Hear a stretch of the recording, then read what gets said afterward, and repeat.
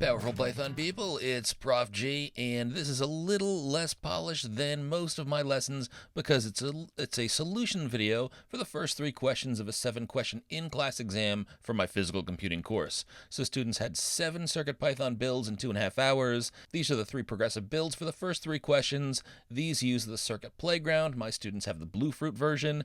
And in these questions, students show their expertise with loops, conditionals, timing, functions, servos, STEMMA-QT, I2C, the VL53L1X Distance Sensor, and sound play, among other things. So let's get to those questions and their solutions. Question number 1, attach a 180-degree servo motor to your CircuitPlayground using pad A2. The first line of your code should be a comment that says last name, first name. The second line should be a comment that says Q1-Unfurl.py, which is going to be the name of the file that you save when you're done with this. So write code to enable both built-in buttons in the CircuitPlayground and refer to them in your code as button A and button B. Now write code to enable the servo motor on your CircuitPlayground and refer to the servo as servo1.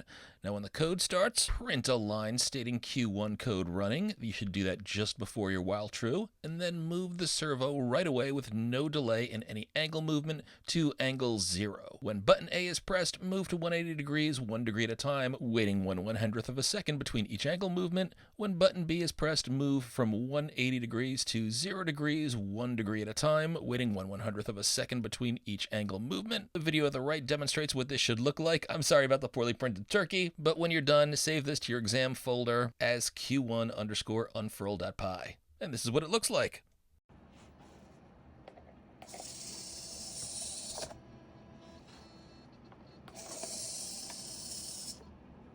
So first I'll write the comments, last name, first name, and Q1-Unfurl.py. Then in just about every program we write, we import board, time. And now the first thing we want to do is activate those buttons, button A and button B, that are built into the CircuitPlayground. So I'm going to head over to my tip sheet, search for the keyword buttons, and look at this, we've got code we can copy. We're reminded we need to import digital I/O, so I'll do that. And this is the code to set up both button A and button B. And you should also know, as shown down below, that we can check to see if a button is being pressed if we say if button_A.value or if button_B.value. Next up, we're going to set up the servo. So let's take a look where the servo tips are. And here's a whole block of code from importing PWM-IO through the line that sets up servo_1. So let's copy that, head to our code and paste it in. You're also asked to print out Q1 code running just before while true. Also start out with a servo angle at 0. That's going to be servo_1.angle equals 0.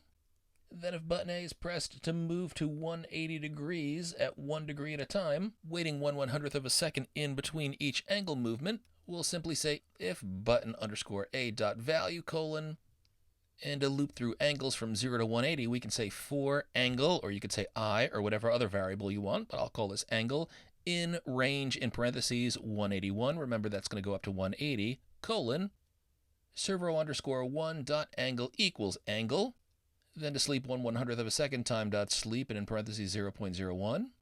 And if you press button B, we're going to go in the other direction. So first outdent so that you're even with the if button_A above, if button_B.value : and you know what, I'm just going to highlight these 3 lines here that are in the for loop above. I'll paste them indented below my if statement, but I'm going to wrap that range in a reversed in parentheses. Then let's get into the terminal in PyCharm. And I probably should have done this first, but to make sure that I've got my PyCharm project set up so that it knows I'm using a CircuitPlayground Bluefruit, I could say CircuitPython_setBoard space CircuitPlayground_Bluefruit. There's no error message, so we assume that I've just set the board properly. This will make sure that my PyCharm project knows all of the board commands for the CircuitPlayground Bluefruit. And if you forget how to use TO, you can do a search on TO and grab the ls command to find out the USB modem number for your board that's plugged in. There are different commands for Mac and Windows, and I selected the wrong one here. I've got to go back and do the right one. So I'm just going to copy this line with /dev all the way through USB modem and the number. Then I'm just going to type in TO space, paste that in, press return. It looks like things are running.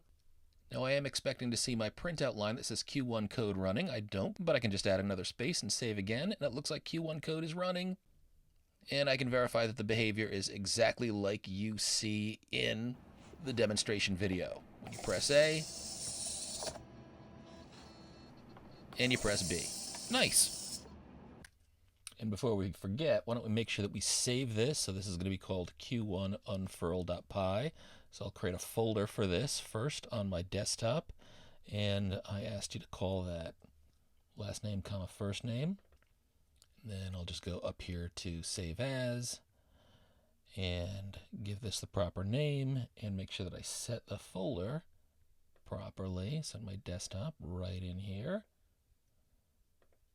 Save, and you can verify, yep, it's definitely in there. We're ready to move on to the next question, but make sure always that you close the tab up. Now, question number 2 is to add the gobble. So you're going to keep the servo attached, and you should also use a speaker. You can use the built-in CPB speaker if you'd like, or you can attach an external speaker if you want to be a little bit louder, but that should not matter for the code. The code should be the same when we're working with the CircuitPlayground Bluefruit. So find the sound for this build in the folder gobble at this URL. We've used that URL over and over in class. We want to modify the Q1 code that we just wrote so that the second line should now have a comment that says Q2_gobble.py, and we're going to modify the starting line that prints out Q1 running so that it now says Q2 running. And then when we press button A, we should play the gobble MP3 sound inside the gobble folder on your CircuitPython volume while the servo is moving from 0 to 180. So that sound plays while the servo is moving. The video at the right demonstrates how this should look. And when you're done, you want to save this to your exam folder as Q2_gobble.py.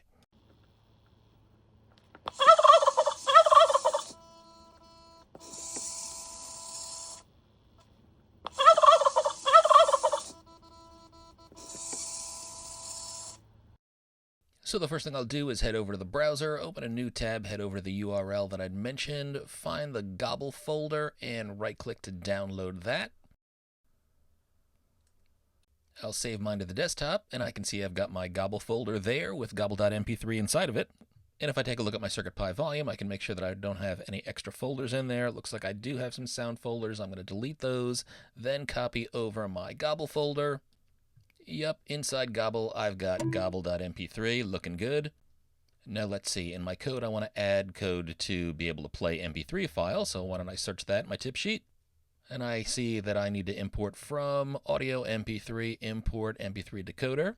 Then I've got this big chunk of code that sets my path, and it also gives me everything I need to set up the MP3 decoder, and it gives me the function to be able to play MP3, so we'll copy that and paste that into our code. I'll put that just after my buttons and before my while true and clean up the code a bit. Now remember, our folder or our path is no longer called sound, it's called gobble, so let's make sure that we change that. Also make sure that you've always got the slash at the end. Also, when we work with MP3s, remember we've got to set up the MP3 decoder and we've got to use a valid MP3 file name that's on our CircuitPy volume. So I need to change my sound MP3, that's no longer there, but I'm going to use gobble.mp3, that's my sound. And I can see that my audio is not showing up here, so I must be missing some code. The red squigglies of anger by the word audio tipped me off.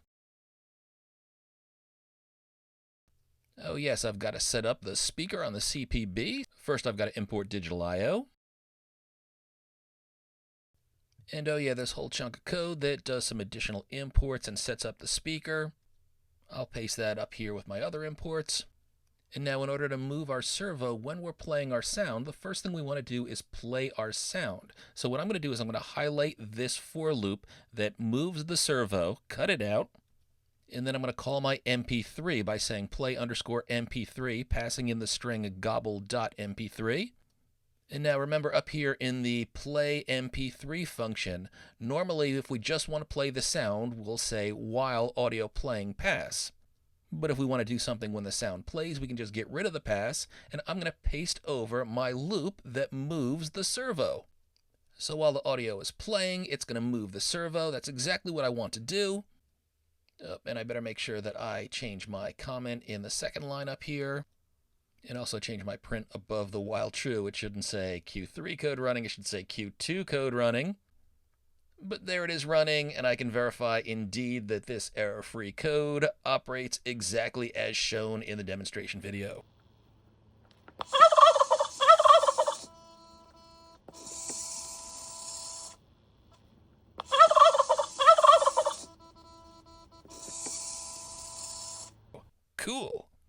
And of course, let's make sure that we save this to our exam folder using the name that was requested.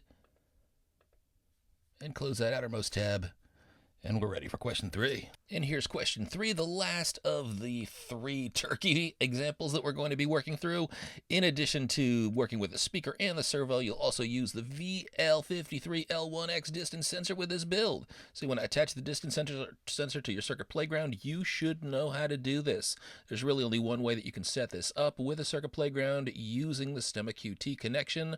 And you want to modify question 2 as follows. The second line should comment Q3 approach.py. That's going to be the name that we save this under as well. We want to modify the line that says Q2 running, so it now says Q3 running. And if someone approaches and gets within 15 centimeters, which is a little bit less than 6 inches, or closer, we want to play the gobble sound and move from 0 to 180 with a delay of 1/100th of a second between each angle, just like when button A was pressed. Now, you don't need to remove the button A or the button B code, and after waiting 3 seconds, move from 180 back to 0, also with a 1/100th of a second. Wait between the 1% angle increments, just as you did when button B was pressed.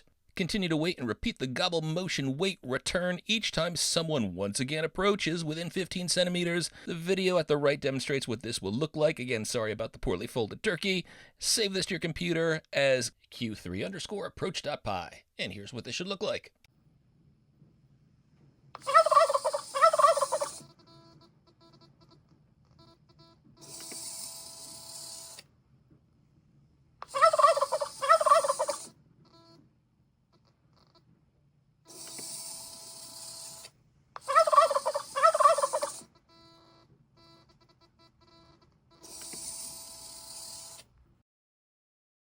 And if you needed the refresher, this is how you connect the STEMMA-QT to the CircuitPlayground Bluefruit. So red is going to be power, that always goes to 3.3 volt, and black, of course, goes to ground. SDA is blue, and SCL is yellow, and those are even labeled on this board. So A4 is SCL, and A5 is SDA. Those numbers are actually the opposite of what they are in the Pico. So the Pico has GP4 for SDA and GP5 for SCL, so you don't want to confuse those, but that's how you got to wire it up. Hopefully that's what you did. And let's change our comment to Q3 approach.py and make sure that our print statement now says Q3 code running. Then the next thing we want to do is to set up I2C, the STEMMA-QT connection, and why don't we do that right before our play MP3 function, so we can head over to our tip sheet. And I actually don't want to get the distance sensor stuff first. I want to get the I2C information first. And just in case you forgot about the wiring, well, this tells you exactly how to wire things up, but also for the CPB, we want to make sure that we set up the I2C with board.I2C, open and close parens, those are capital letters. So we'll paste that in our code and then head back and get distance sensor information. And here's the information on the VL53L1X Distance Sensor. We've got to import this Adafruit library, so I'll highlight, copy that, and import it up top. Then down below, I'm going to return to my tip sheet, and this is all of the stuff which is going to set up that sensor. So we'll copy it, head back to our code and paste it in.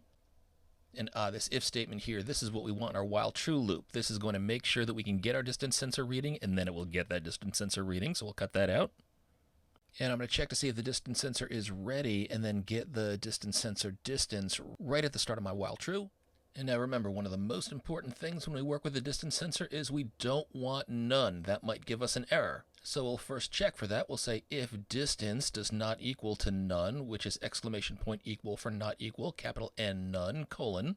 And then to get within 15 centimeters, we want to say if distance less than 15 colon. If you said less than or equal to, that's actually more accurate in terms of what I wrote, so that's totally fine. It'll trigger in millimeters, so you won't really notice the difference. Now, if this is true, we want to go ahead and we want to play MP3. And we'll pass in gobble.mp3, but we want to do something a little bit different. So why don't we modify our play_mp3 function. Now, if you just modified your original function, that's totally fine, but I'm going to create a second one so that I don't disturb the code for button A. So I'm going to highlight and copy all of my play_mp3 function here, paste it down below. And I'm going to rename this new one play underscore MP3 underscore and underscore return, because I want to play the MP3, I want to move my servo motor, but then I also want to return after 3 seconds. So I'll change the name down here so that if I'm within a distance of 15 centimeters or smaller, I'm going to call play MP3 and return. And what are we going to do? Well, we definitely want to play, and we want to sort of move the servo, unfurling the image of the turkey, but then I'm going to outdent so that I'm even with while playing. So I'm going to assume that we're done playing at this point. Then we want to wait for 3 seconds. That's just going to be time.sleep, passing in 3.0. And after we wait for 3 seconds, we want to head back to the 0 degree mark. And remember, we want to move the same way we did if we pressed button B. So I'm just going to highlight these 3 lines of code that are right underneath where I check to see if button B is pressed. I'm going to paste them in after I've waited for 3 seconds. And that's it. So now I'll save and run. And I see I run into an error here. I have no module named Adafruit VL53L1X. That means I've got to import this so I can use CircuitPython for this. First, I need to get back to my percentage prompt with Control T and Q. Then enter circup install-A. That installs the library. Great. Now I'll run TO, and it looks like things aren't working. And if I look over at my CPB, I can see that it's flashing in red, so there must be a problem there. I'm going to quit and then restart. Now I'm going to save and run, and I get this value error, no I2C device at address, so I must have things plugged in incorrectly. And yeah, I can see I've just got to jiggle my wiring, and all of a sudden I can see the little green light turns on, so now things are working fine if I save this. But I'm still running into an error here, and it's not showing up in TO what the error is, so I'm going to quit out of PyCharm, unplug and plug back in, and then get back into PyCharm and see if we can see what the error is.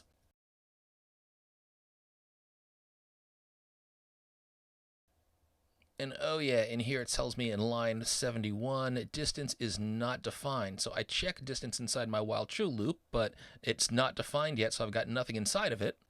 So in order to fix this, just before the while true loop, I'm going to give distance a value. It doesn't really matter what value I give it, because when I get a sensor reading that will change, but I'm just going to say distance equals 150. That error goes away, and when I save this, I can verify that this works exactly like it does in the demonstration video here.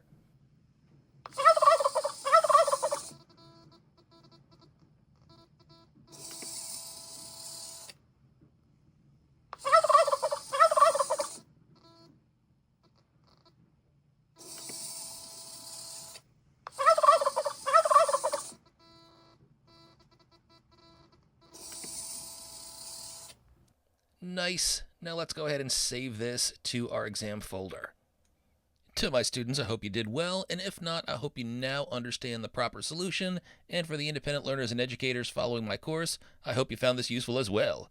Keep hacking!